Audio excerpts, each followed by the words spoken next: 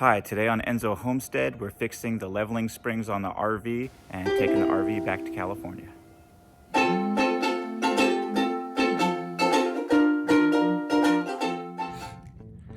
found a few of the hydraulic leveling springs had rusted and sheared off under the RV, so I guess it's time to replace them. The first thing you want to do with the new spring is just kind of break it apart. They come painted and sometimes they kind of stick together. So I just bend it a little bit. In order to get the springs on the feet, I just made this little pulley system. Just a couple of screws. They're basically a block and tackle.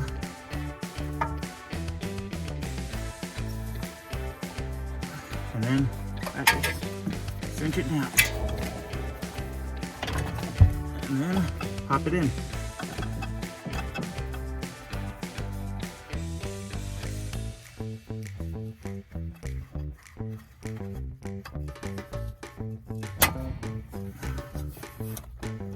Alright, just like that.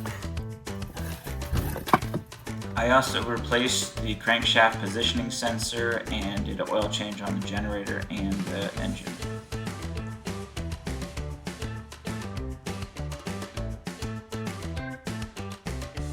Everything went to plan and we arrived safely in California.